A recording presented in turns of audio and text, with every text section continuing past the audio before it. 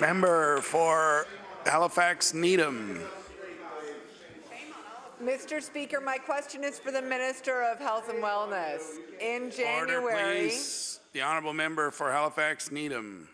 Women on the South Shore were faced with the sudden loss of their midwifery services.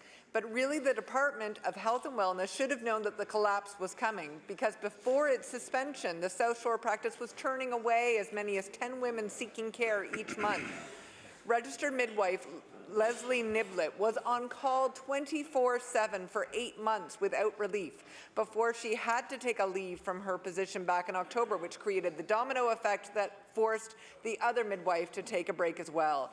Mr. Speaker, can the minister explain why he did not intervene and bring in additional support to avoid shutdown of the program and ensure that pregnant women were getting the primary health care they needed?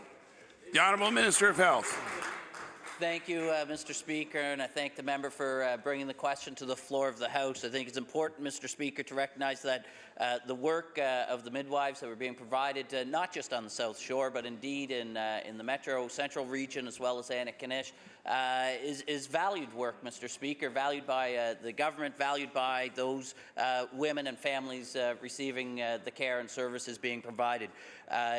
When the situation on the South Shore was brought to my attention, Mr. Speaker, we did respond.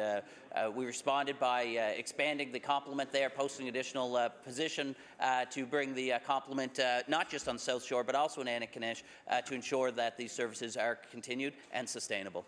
The honourable member for Halifax Needham. Mr. Speaker, that does not explain why the response was not done before a crisis was averted. But in 2011, a government report recommended hiring 20 full-time midwives by 2017, and it's now 2018. So the Health Minister's February commitment will only bring our total to 11. That's just barely more than half of what we need. Midwives are cost-effective, efficient, and a patient-focused way to provide primary care. That is recognized in Alberta, BC, and Ontario. Those provinces have hired hundreds of midwives to ensure that all women can get the care they need and want during and after their pregnancies. Yet in Nova Scotia, we're still stuck in the pilot phase, where there is no access to midwifery care in the Annapolis Valley or on Cape Breton Island. Can the Minister of Health explain why, at this time when we're facing a serious shortage of doctors, he has not expanded midwifery care across the province? The Honourable Minister of Health. Thank you, Mr. Speaker. Again, thank the member for the question. As I've responded in my previous question, we share and recognize the value of the services provided by midwives to those women and families who take advantage of the services that they offer. The outcomes and the satisfaction of their services are well documented, Mr. Speaker.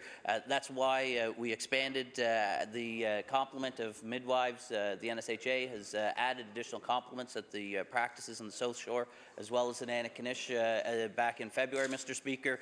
I had the opportunity to meet with the president of the Midwifery Association of Nova Scotia. We had a great meeting, Mr. Speaker, and we're committed to continue to work with her and her organization on midwifery services in the province of Nova Scotia.